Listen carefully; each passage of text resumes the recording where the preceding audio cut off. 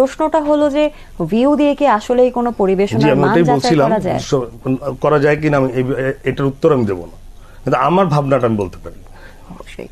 That is like যে একজন শিল্পীর শুধু পরিবেশনায় তার মানে শিল্পত্ব নয়, সে তার যাপিত জীবন, তার কমিটমেন্ট লেভেল, তার আচার আচরণ সবকিছু মিলিয়ে কিন্তু সে পরিপূর্ণভাবে একজন পারফর্মার বা আর্টিস্ট। তো কেউ যদি এরকম পারফর্মার বা আর্টিস্ট মনে করেন যে আমার ভিউজের উপরে আমি আমার নিজের শিল্পী সত্তাকে রাখতে চাই, এবং সে যদি স্যাক্রিফাইস করতে চায় এটা, এবং সে যদি তার কাছে অ্যাকসেপ্টেবল হয় তার মননশীলতায়, প্রত্যেকটা মানুষের মননশীলতা একরকম, এবং কে কি ধরনের গান করেন, কে কেমন বলতে যে কে ভালো গান খারাপ গান তা না, কে কি টাইপের গান করেন তার উপর তার পার্সোনালিটি রিফ্লেক্ট করে এবং তার ভাবনা রিফ্লেক্ট করে, যে এই ভাবনার মানুষটা এই ভাবনা। এবং একটা মানুষ রবীন্দ্র ট্যাগরের গান করে, একজন মানুষ মাইকেল জ্যাকসন, এক একটা অবয়ব।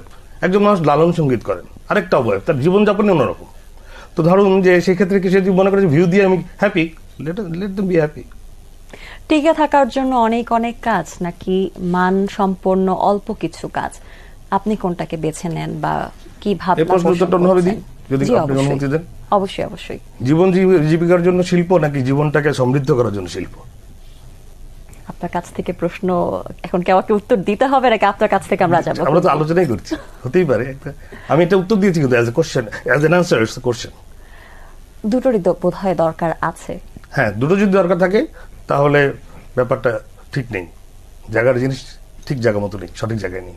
গাজলের সাথে আপনার দীর্ঘদিনের ভালোবাসা এবং ভালো লাগার বন্ধন, তো এর সূচনা হয়েছিল কবে, কিভাবে আপনার সঙ্গীত জীবনের শুরু হয়েছিল? আমি খিলগাঁও গভর্নমেন্ট হাই স্কুলের ছাত্র।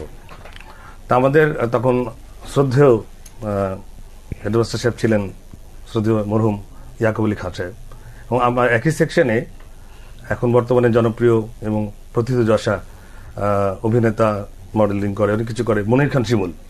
আমরা একই ব্যাচের, একই বেঞ্চে বসার, একই সেকশনের। তো আমি গুনগুন করে গান করতাম, তখন আমার হারমোনিয়াম ছিল না, ক্লাস 8-এ পড়ি। আমি কিন্তু অনেক বুড়ো বয়সে এসে গান বাজনা শেখা শুরু করেছি, আর একটু আগে থেকে শিখতে পারলে হয়তো কিছুটা বেটার গাইতে পারতাম। স্কুলে তখন সঙ্গীত প্রতিযোগিতা হতো, তো আমার ওই বন্ধু জোর করে আমাকে না জানিয়ে জোর করে আমার নাম দিয়ে দিয়েছিল রবীন্দ্রসঙ্গীত মেজবা আহমেদ, নজরুল সঙ্গীত মেজবা, এবং 3 শাখাতে আমি প্রথম হয়েছিলাম। সেই থেকে আম্মা বললেন যে তুমি